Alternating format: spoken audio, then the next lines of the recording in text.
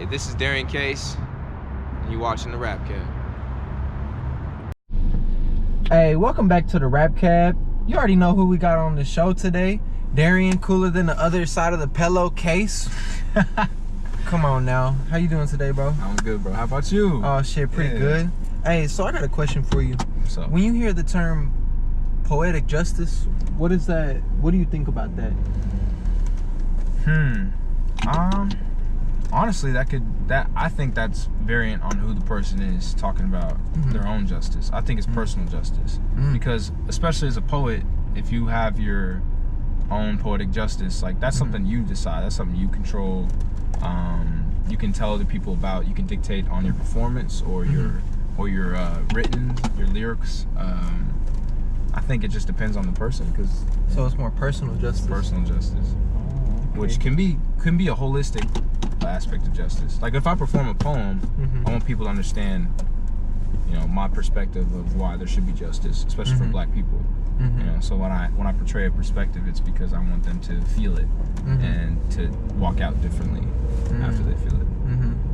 So when you write poetry, is it more of a feeling that you get, or do you like to comment on things around this, like society? What is more like?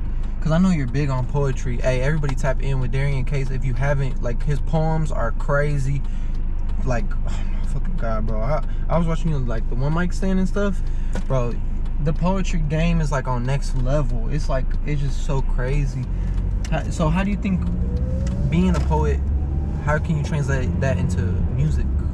Oh, I think, I mean, when rap started, when hip hop started, it was poetry. Like that is poetry. There's no, people try to differentiate and Rap and especially poetry. rap and poetry. With some rappers, you know, they just want to have a good time and express themselves having a good time. But poetry doesn't mean you have to be woke or some kind of, no, you can literally just be yourself and express your experiences. For me, like if I have an experience, then I want to write a poem. Like I might have heard a quote and I'm like, whoa, that impacts me.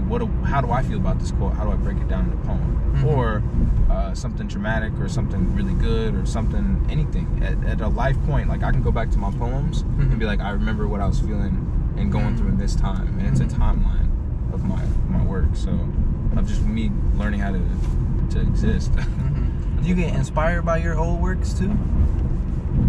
I haven't as of lately, but I think actually yes, I have, because I'm having to work on performance sets for the next few months with coming up, you know, big gigs and stuff. But I look back on certain poems because I don't really forget any of the poems. I can remember most of them in my head.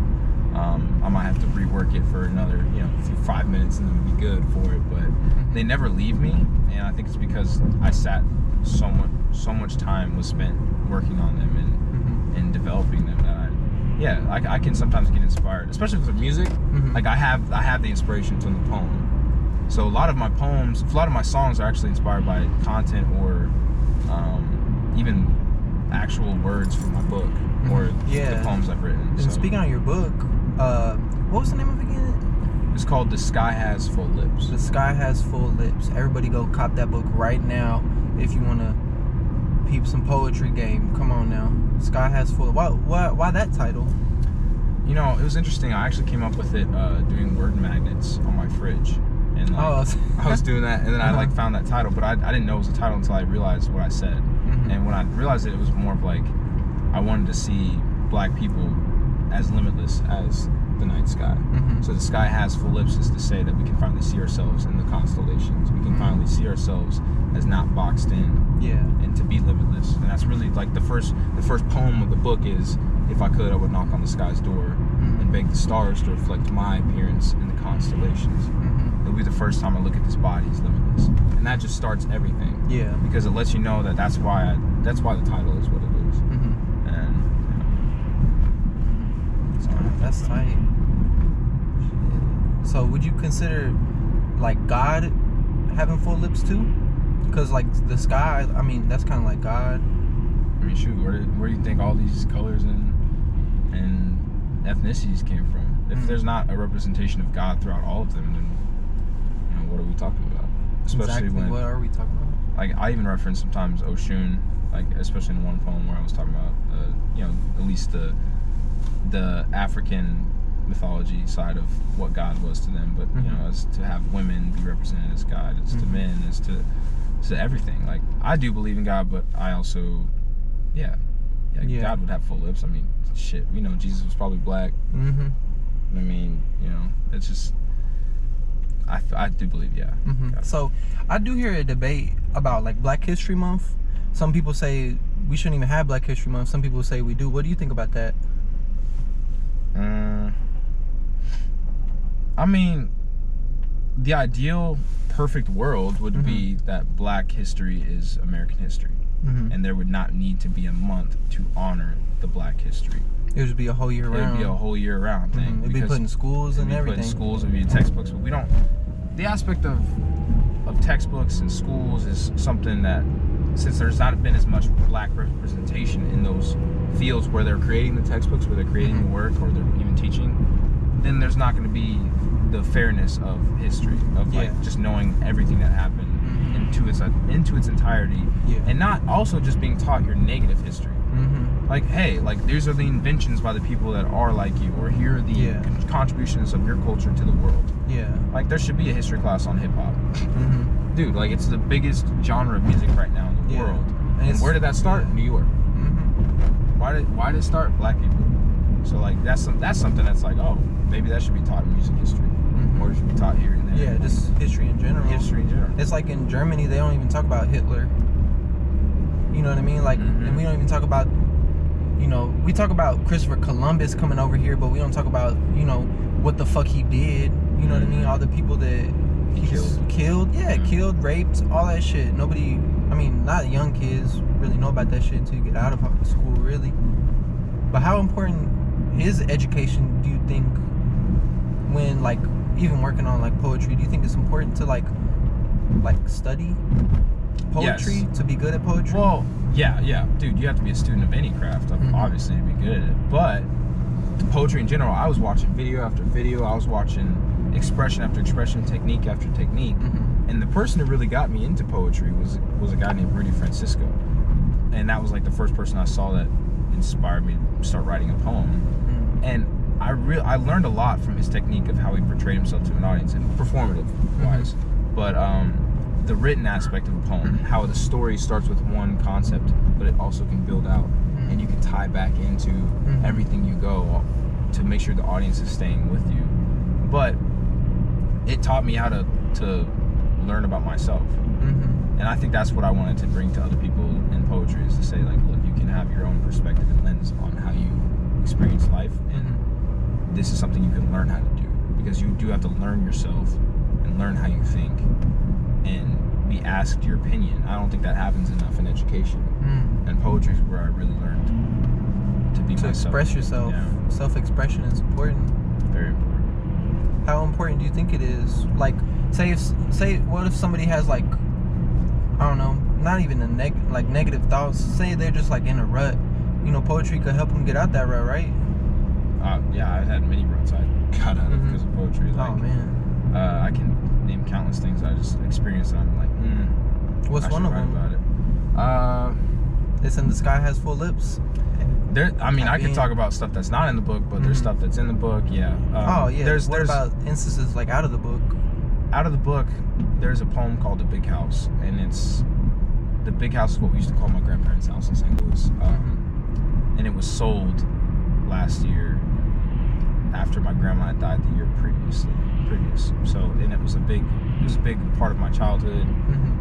It was like letting go of a past time, but also of the relationship I have with my grandmother, and you know, experiencing that loss.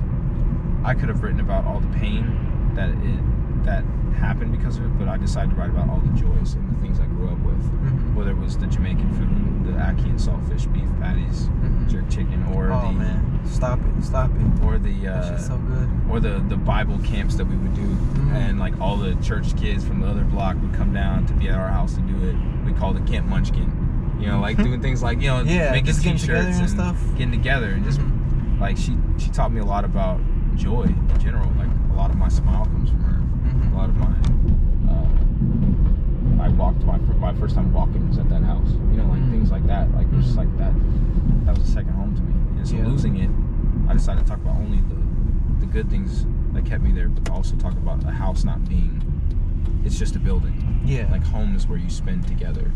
Where you spend time and stuff. And that was really the concept that helped me write it. But like I had to get through it because I was, obviously it was emotional to even start that topic. And I was still fresh off it because she wasn't supposed to die so quickly. It was just kind of sorry to hear hard about things, that. and yeah, it's okay. And this is so how did you live in St. Louis for long?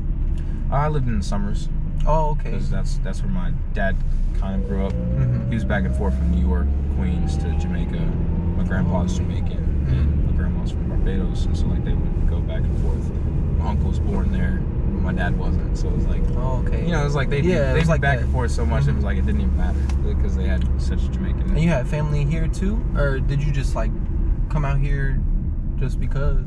I grew up in KC, and my parents. okay. My parents, my sister were here, but they moved to the Dominican Republic 3 years ago. Oh shit. Yeah, so I've been out here by myself for a while. So it's that was also something I had to write about and like overcome. Just feeling like not really being left behind, but feeling I was left behind. Oh yeah, I mean, that's your family, Yeah. You can't stop those feelings. For sure. So I had to write about about processing that emotion. And it was almost like talking about poetry, depending too much on poetry to get me through it when I should have actually looked towards, my family and God at the same time. So, yeah, in the poem I talked a lot about, like, I mistaken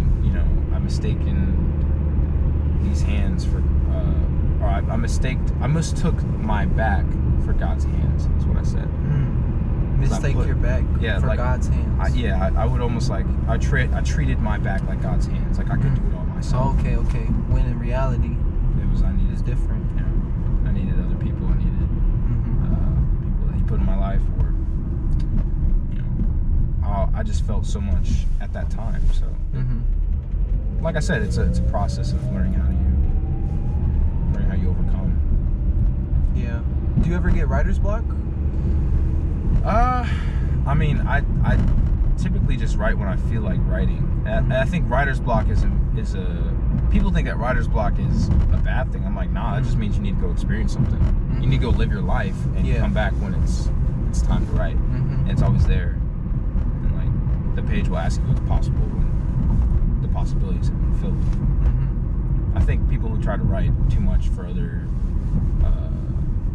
like for other people? For other people, that's not where you should be. It should always be you at the center. Yeah. So you don't like that ghostwriting stuff?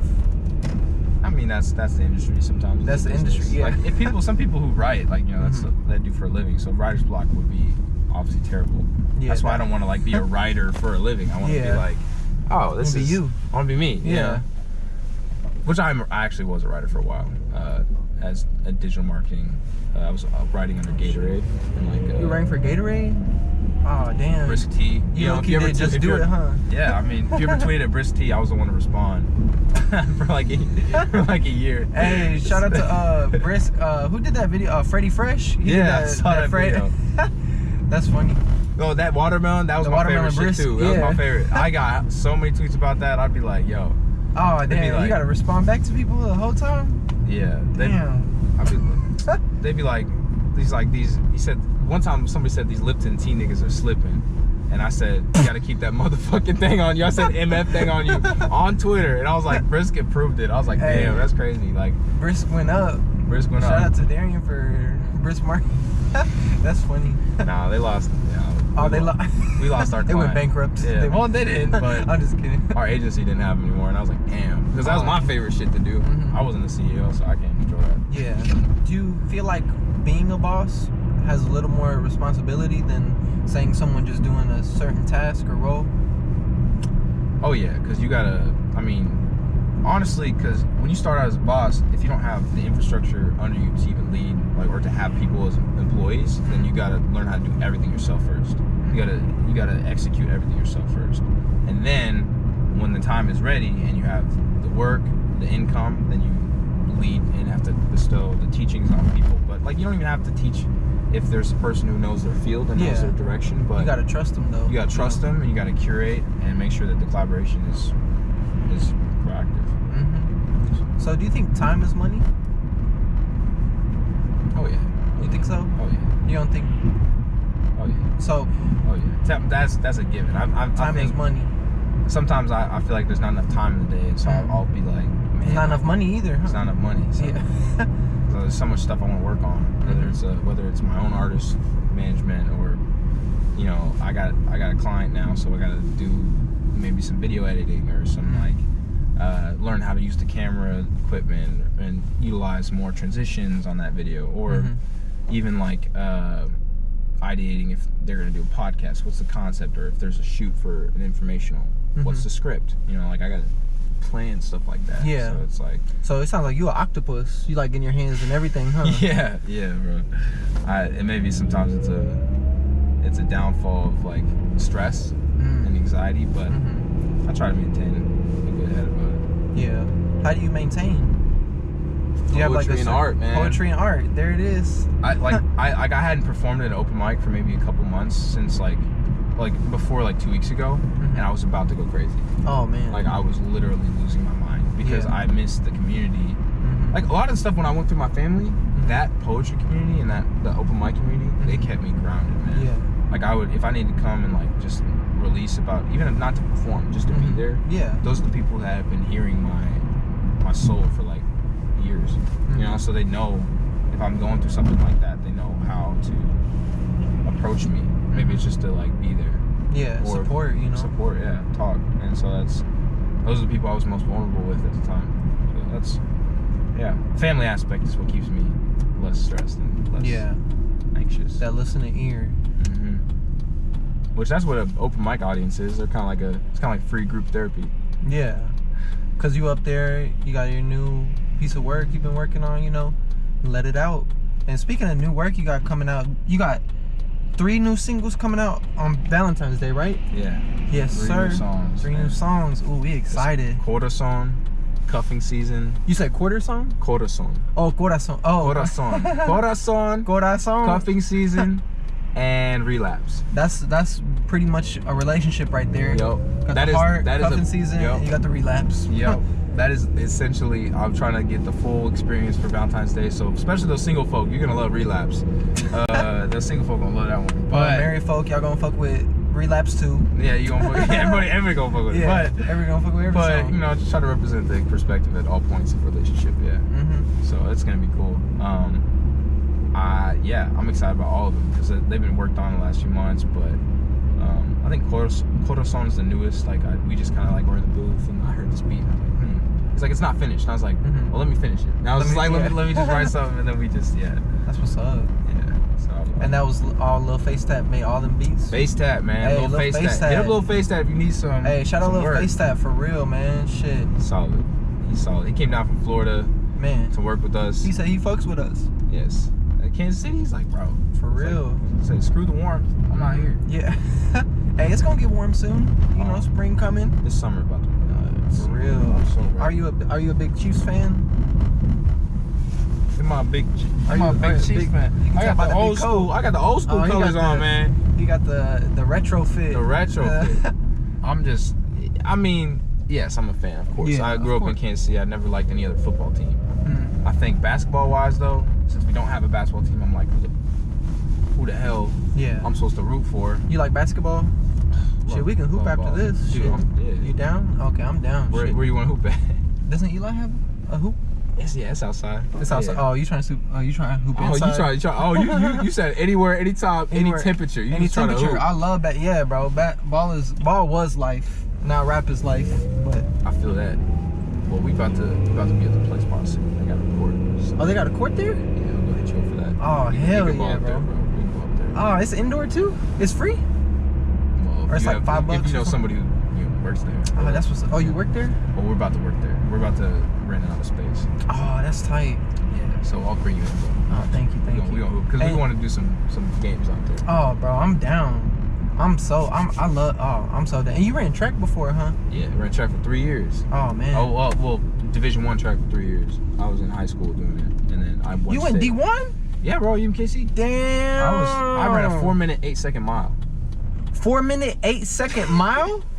Damn. That's why you D1. Shit, my fastest mile. But you ran cross country too?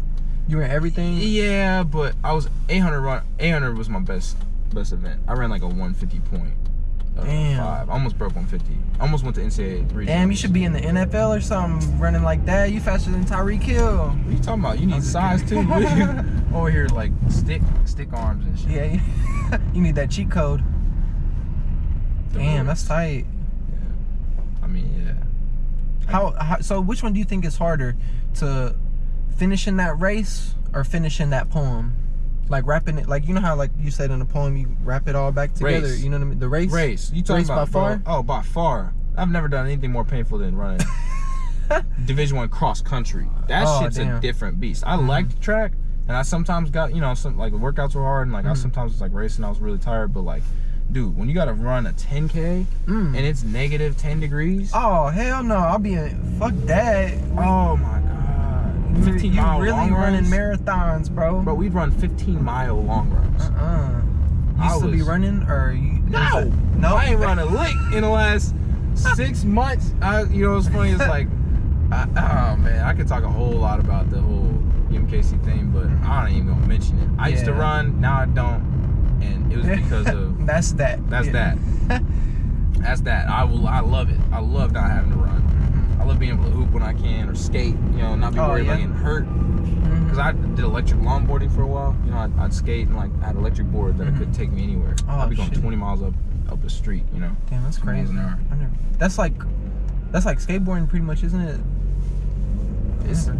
I mean, I skated for a while. I couldn't do a lot of tricks, but yeah, you know, I could skate. And I just dropped it because of the track. You know, I couldn't do anything with it. But then I got an electric board, and I was getting around town with it. Oh, that's what's up. Yeah, I saw in an interview, you like Lil Wayne? I fuck with Lil Wayne. You fuck with Lil Wayne? Because he said how he started learning skating. His master, like, he had like a fucking guy train him, and he told him to get on like the top. You know how like the ramp is? He told him to get on top and fall 10,000 different ways. So every time he would fall a different way, and that's what make him such a good skater, I guess. I'm like, damn, that's crazy. Yeah, because he's getting good, man. Like, I'll be like, damn. But I guess you have a park outside your backyard. You just gotta come out. Yeah, once you that's completely different. That's you kind of got the funds to do whatever. Yeah. And get good at something. But you gotta have discipline. So do you think you need funds to get good at stuff? No, you need the discipline. Like, people who have a lot of money, they still won't. Like, if they got a skate park, they wouldn't be able to utilize it if they didn't take time and effort, energy to spend on it. Yeah. That's why I'm like, yeah, discipline is in everything. Like, that discipline in track taught me discipline in writing poetry and performing. Like, it take, like, to put my book together, dude, that was like, that takes discipline. It takes time. It took too. so much time. And because I had to look back for years of work, I had to then talk to the publisher. I had to get my residency. You know what I'm saying? Like, I did a lot of stuff. Damn. It was just like, people don't even know. People think about book ideas. Come on now. He just said you got to get residency, cover art. Shout out to Jack Raybuck on the cover art. Kid did his thing on there. Hey, Jack Raybuck, he be doing the Car Colors cover, don't he? Yep, he's tight. He covered. Yeah, their team is cool. Oh, he got a whole team. Well, I mean, just him. Just all of them, man. They look like a team. Fearless. For real. Oh, okay. I didn't even know. Yeah, man. That's tight. I'm subscribed though on the emails. Fearless Worldwide. Yeah.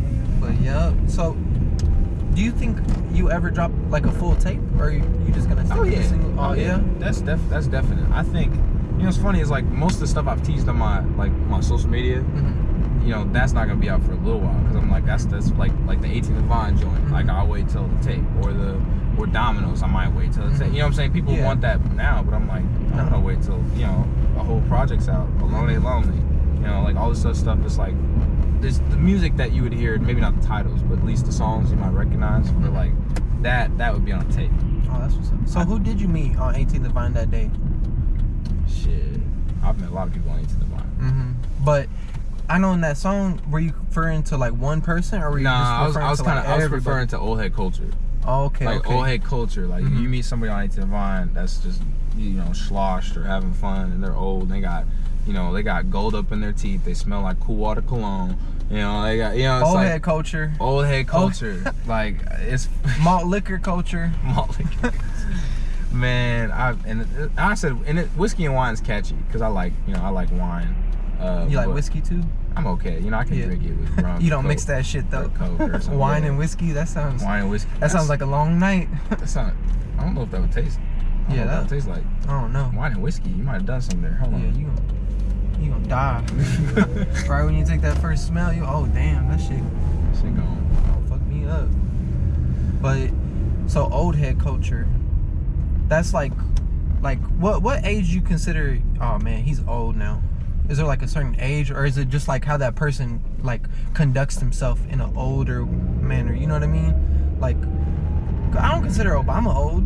He's up and active, but there's like some 50-year-olds that that just look old. They look older than they are. I mean, sometimes it could be just a voice too. Like you come in and it's like you sound like you've been smoking Rellos all your life. Just straight up, without unwrapping them motherfuckers, you just smoke them straight. That's what your voice sound like, and that's what usually makes you look like or sound like an old head.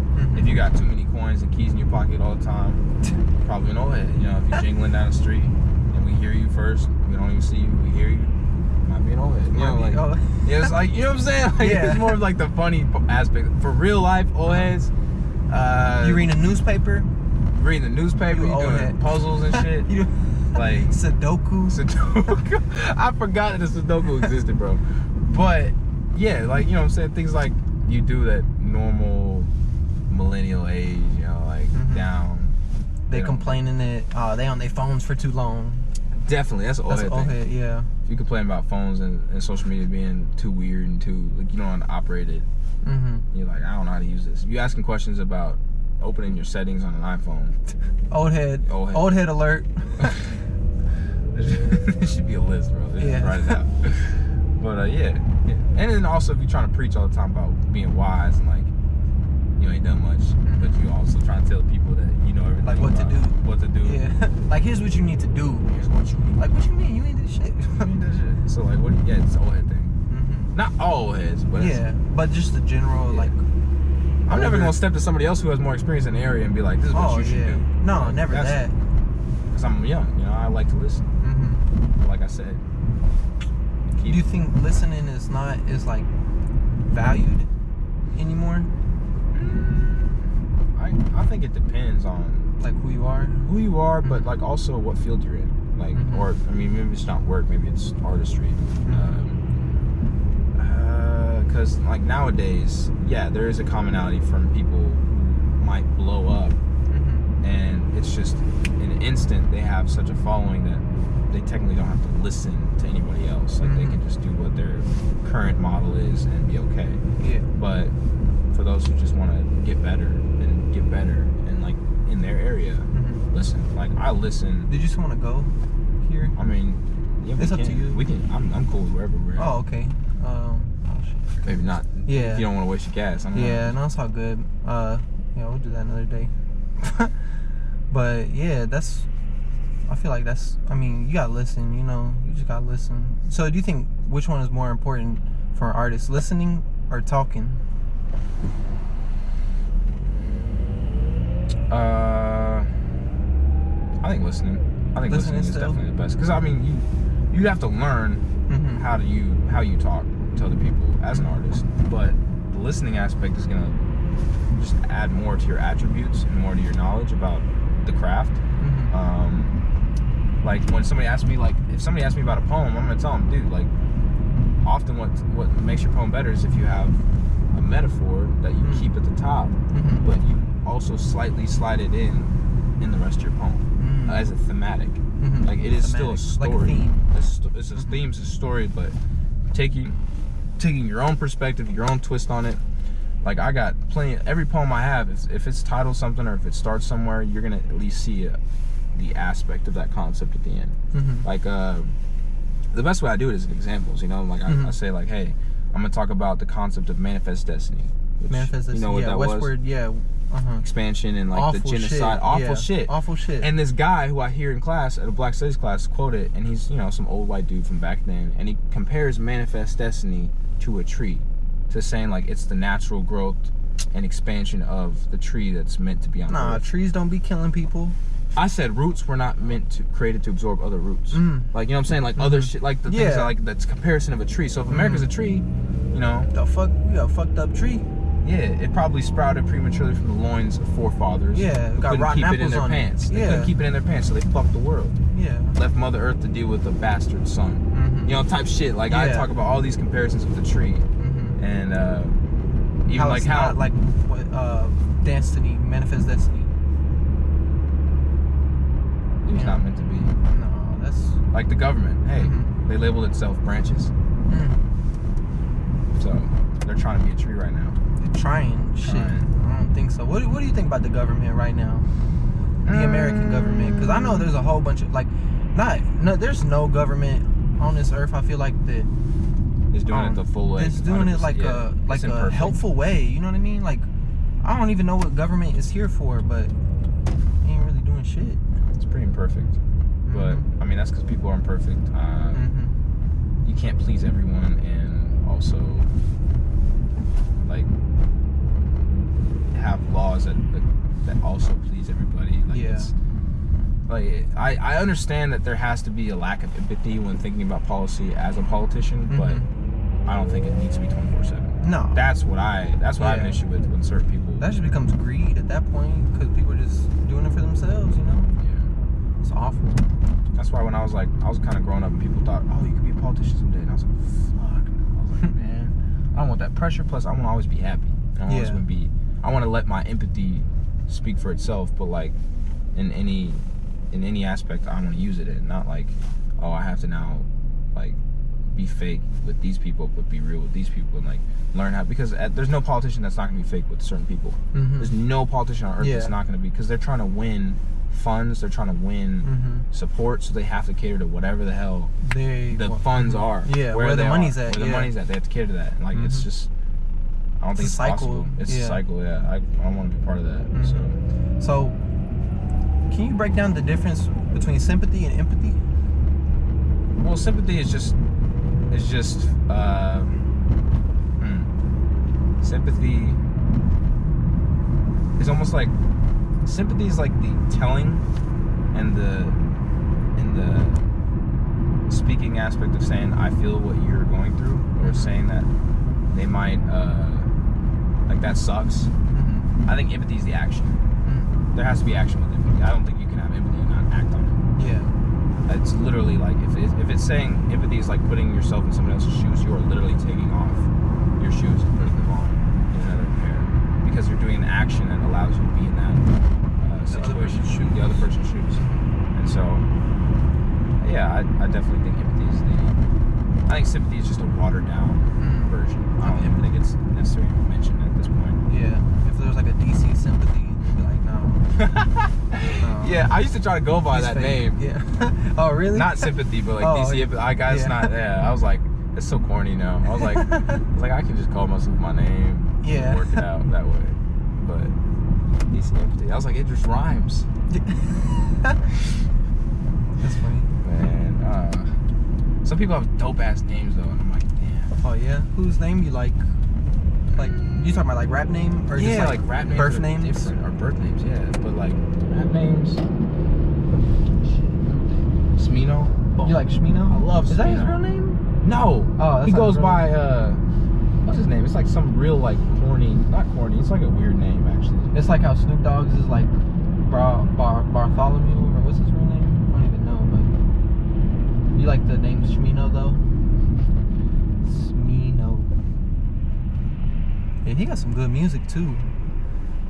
He's definitely dope.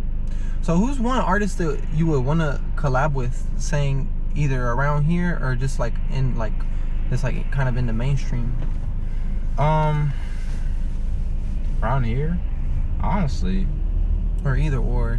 That's what I'm saying. Like, I don't always have an idea of who I want to collaborate with. It just happens. It just kind of happens. Like if I can hear somebody's process and like how they create, and I'm like, that'd be definitely something to work with. with, or like I have an idea that might coexist. Like I've had friends that have also been creating and putting out at the same time, and like Warner Alexander. Oh yeah, he's hella dope. He's hella dope. Like he can rap his ass off. I've been in the studio so many times seeing him do it because we're closer than most other artists. Like I've seen him, work. So it's like obviously even like helped him like on certain songs. He'd be like, "What do you think about this?" And I'm like, "Yeah, I like that. I like to work on that." Or how to sing with certain things. I was trying to on his 415 joint. I was like, "Bro, you should add this little I can't do this bitch so heavy." Like in just like a Kendrick feel. Like that's something that could have been melodic. Because I like to think about melodies, not just rap and lyrics. Not just words and stuff. Because I know he's a good writer, so I don't have to ever worry about his rap. But like, yeah, I always, if I gotta be with a good writer, like I can't. As or a producer. A producer, yeah. Somebody that's like you said, like that's been working. You know what I mean? Just putting good shit out. Right. Or like, I mean, you even knew him, so like you were saying. It just speaks for itself, I think, when you hear the work, and it's like that's something that's catchy. I like old school soul type things too, like old head music. Like that's kind of why I was thinking 18 Avant, but I even have this other one that I've been working on. It's just like it's already like the structure is done, it's just the right beat to hit. It's like the right process to where I might not have to pay hundreds of dollars to get the beat. Yeah, it's like I just kind of make it, collaborate it with, and then give it to the world. So it's because you have to invest, and it's a cost efficient. You have to think about how much you're spending on things. It's just such a headache sometimes. I just want to create. Yeah. I just want to stay creative. Exactly. That's tough though, because if you're always in that creative mindset, you keep on creating, then then you're gonna be sitting on stuff, and then you gotta like figure out, hey, how am I gonna put this shit out, show it to the world. But that's all the process is, right? Yeah. So that's what I've been dealing with for the last 3-4 months. With all the stuff I sit on. What's the process to get it out? So Francisco, he's the one that inspired you to write to write poetry. Who is he? I'm guessing he's a poet too. Oh yeah, he's one of the most. What was his name again? Francisco. Rudy Francisco. Oh, Rudy Francisco. He's one of the most globally known spoken word artists, like for spoken word poetry. And I met him in Chicago at the National Poetry Slam in 2018. I was there competing. Oh, that's tight. And like he was there competing, and he had just toured the United Kingdom. Oh damn! Did he win? Like, nah. He won. No, his team. Didn't win either? It was team stuff. It was a team competition. Oh, it was a team. Oh, okay. So he and his team got 20th, bro, out of 80 teams. That's how thick this team was. Like this. Damn. Like there was a team from Australia, there's a team from Canada. You know what I'm saying? Like it was like global. How you gonna? Damn, that's crazy. How you gonna judge poetry? Yeah, I mean that too, but it's subjective. Yeah. How is he like? I mean, he's really. Oh fuck, that's my boss. All right, y'all, we gonna be right back. Oh, okay. But like you could, we could. I mean, like, if you wanted to, like, I just leave it open. Like, if you want to hit a verse, like, oh yeah, we can do that. Yes, most definitely. We in the rap cab. Yeah. Yes, sir. You got. But iPhone, no, right? I got iPhone. Okay. But we can do whatever. If we want to start with yours or whatever. Oh yeah, we can do that one. Are you gonna use all the footage, or you can just use parts? I'll probably use that whole interview that we just did, and then I'll cut this one up to where it's just like us rapping pretty much, and then continue the interview and shit. But yup. Yeah. All right, so we back. We had to handle some business, but we back handling business.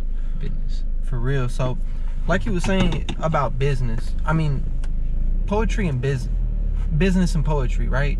What is there like a? Do you think poets take kindly to business? Like, how artists they like, some artists don't even want to deal with like management, business in general. Like you say, you just want to be in that space creating. Right. So how is it? How do you get yourself in a different mindset out of that creative space into more of a business mindset? Honestly, usually it just depends on the people around me. Because like when I'm in a creative mindset and there's other people also in the room creating, or at least a part of that creation, it's a lot easier to switch focuses. But I'm pretty good at being in my own zone and like being able to write something to whatever I'm hearing. Yeah. And like just being in my own creative space. I gotta switch up. I like 85% of my day is business. So like me having to switch up to creative is just. You want that? I want that. That's the goal. That's the goal. But yeah, right now it's like 85% of my day I'm like thinking about what else I can do for my own business, what else I can do to acquire knowledge in what I'm doing, whether it's videos or reading or just my own studies. Like school discipline doesn't ever stop there, so it's just always trying to accumulate knowledge. And you did say you just started a business, right? Yeah, we just started a marketing agency on C&M. And C&M, Case and McCoy. Case and McCoy Marketing. So y'all want some dope ass videos? More of like, hey, concepts, writing. We do it all. Do everything. Do it all. Like it's like maybe if you want to do a podcast, hit us up. We'll ideate it. I don't know, whatever you want to do. You know what I'm saying? Not the rap cab, obviously. Yeah. Because he's got that shit on lock. Hey, we trying to unlock. Key is gone. No, that's in the ignition. Cause we on, but that's tight. Cause you got to keep moving, right? So do you ever feel like you ever staying stagnant? I mean, there's periods of stagnation if it's like a huge transition on work opportunity, because I obviously switched jobs, and it was like a month, 2-month transition where I was like, what's the best opportunity here to move forward to where I have something that's open enough to work on what I need to work on, but also provide for myself. And so I came across the UPS thing, and it was like, okay, I work early ass mornings, but I have my whole day free to do meetings, to do work, and like do what I love to do, which doesn't feel like work. Yeah. And so that's how I've been able to stabilize the process to get things jumping. But yeah, there's sometimes a period of stagnation. I think right now it's not. It's more of like constantly moving. Like I'm not still for hardly an hour a day. I'm doing something always. Yeah. Which is hard, but oh yeah. I mean, shout out to ADHD sometimes too, getting our hands on all different types of things. Cause I can't focus for shit. What about you? How do you focus so well? Or is it hard to you to stay focused once you're in that zone? I guess it depends on what I'm doing. Like school, it was kind of hard. To stay focused. Yeah, if I didn't care about it, it's gonna be hard to stay focused regardless. Yeah. Like if I'm not like too passionate about the subject or the activity, it's gonna be like. So if it's not relevant, it's it's not relatable. If it's not relatable, it's irrelevant.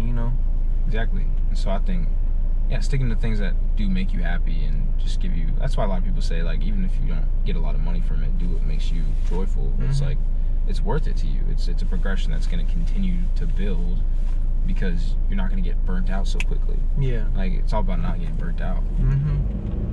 Do you think a lot of artists get too burnt out too quick, and they can't like really maintain that? Nah, if they get burnt out quickly, then I guess they're not really true artists, right? Because I mean, you're not doing it, so oftentimes you're not really doing it for other people to start. You're doing it because you want to have an expression, you want to have an opinion, and you love to just have fun doing it. And then people who make it a job and an opportunity, they're still able to understand that there's a joy aspect. It does become a lot more stressful. It's a lot harder to put out content consistently and work on like, oh, and how are people going to feel about this all the time? But I mean, that's the prerogative if that's what they want. I just don't want to lose personal joy. Yeah. And because I kept it business strictly afterwards, like I want to always be able to like, okay, I felt like creating today, I'm going to create. And it wasn't just for everybody else, it was for me.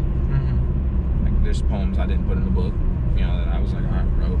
I didn't need to put all the stuff out, but and they were really good pieces. But I'm like, maybe personally I wouldn't, want people knowing all about the information. So I don't want to like, I just want to keep it to myself. Like, or save it for that. Save it for like an open mic. That Rudy Francisco coming soon. Yeah, he's coming to town, and I'll be headlining for him, so that'd be nice. I'm so excited for that. April 28th. April 28th. For everybody likes poetry. Tap in April 28th. It's gonna be where? At UMKC, right? UMKC, either the Student Union Auditorium or the Rep, but we're getting stuff set up, so we'll let y'all know. Yeah, damn, that's tight. That's so tight. I ain't even heard of him. I'm already excited. Oh yeah. Because you said that's who you got into poetry because of, I was 17 and I was sitting in a creative writing class. I just took the class because I was like, I need credits. At that point, I was an athlete who thought knew I was gonna go to college for the sport, and I was like, I don't really need to be thinking about this. And then he sits down and he plays the video, and I'm like, damn. Let's watch that again. Yeah, I went home and I watched it. I kept watching it. And I was like, and then I started writing poems because I was like, this is a poetry unit, so I had to write, but I had to think about how he projected it, how he performed it. And that's really what got me into spoken word performances. But that was not until a year and a half later, after I wrote a poem, didn't do anything with it. A professor in college told me, you should go write, like, because I did it for a project, and then she was like, you need to go find like an open mic or something. And that's when I stumbled upon the Arts Bar. That was in January 2017, so it was 3 years ago. And that, yeah, it felt surreal. It felt like a lot longer than that, but it was just that was the start. That was my first time performing. Hey man, just be joyful. That was a joy honk. Joy honk. Yeah, he's just happy. Yeah, he just happy honk. Yeah, it's Chiefs winning the Super Bowl honk.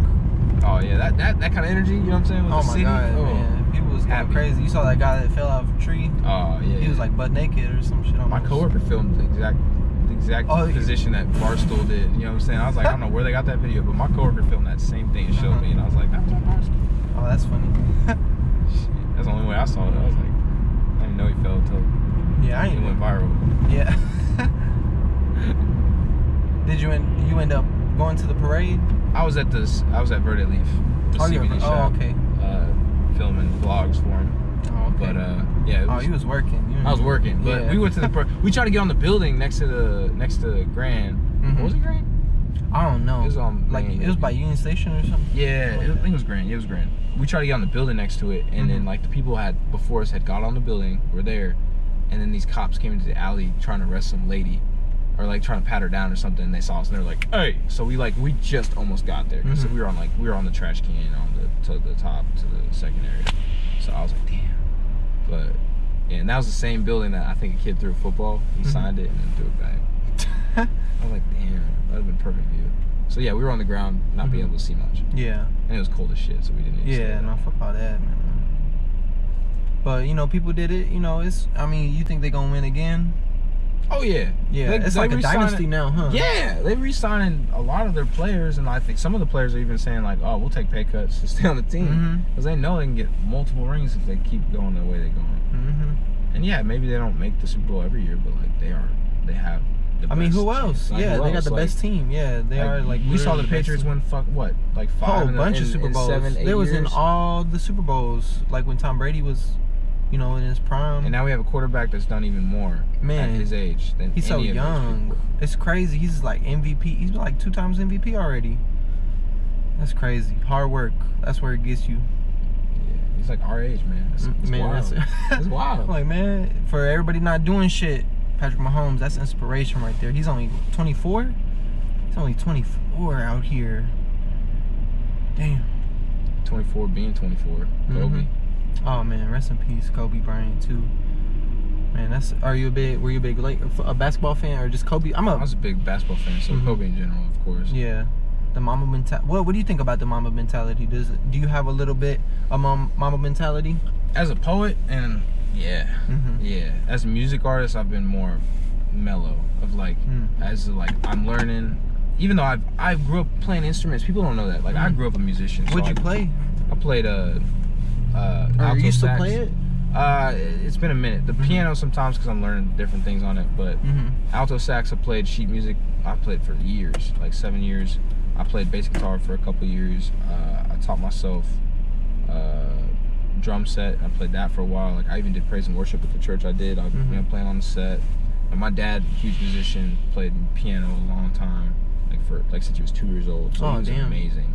And so I really my uncle, bass player. You know what I'm saying? People, there's a musical thing. Yeah, it's music. Yeah. So but it was instruments, not really lyrics and creating songs. So that's what I got into because I was like, oh, I'm a writer, a poet. Instrumentation, yeah. Instrumentation, put it together. It mixes like peanut butter and jelly, Oh, shit. Sandwich. But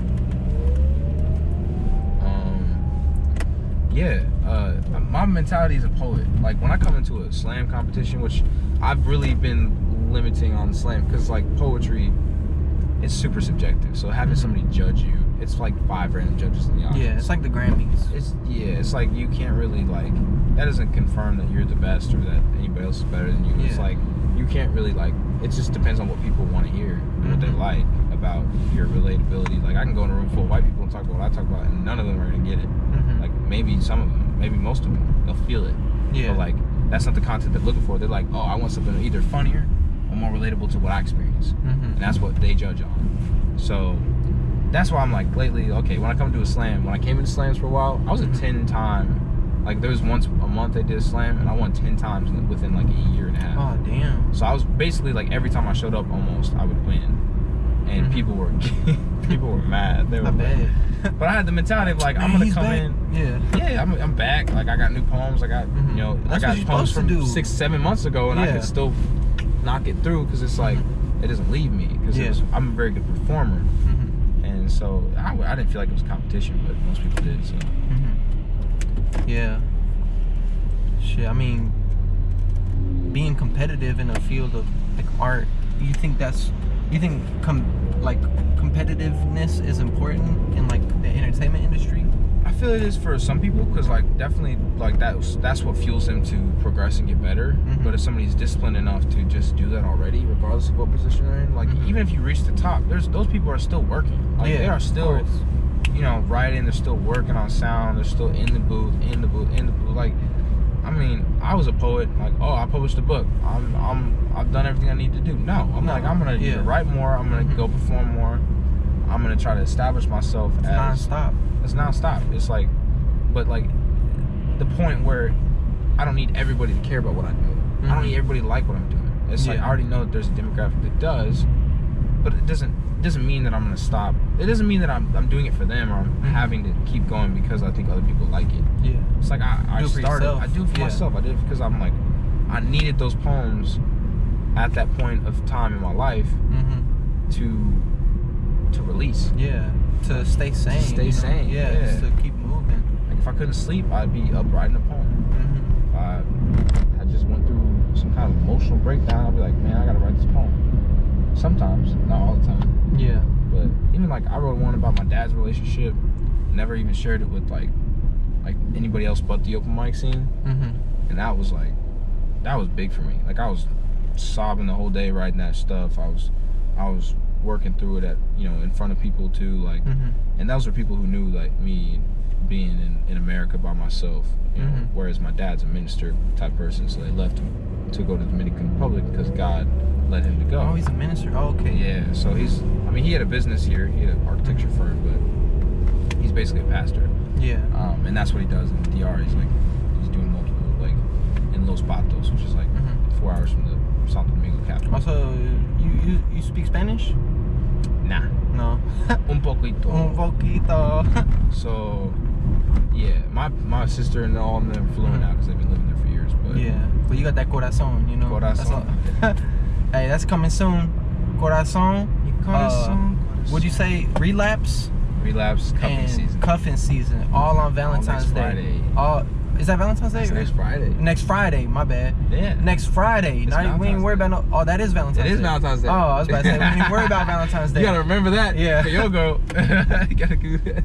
It's Friday. It's Friday. Let's just, yeah. It's not tomorrow, 'cause tomorrow's Friday, but yeah, the 14th. That's Valentine's Day.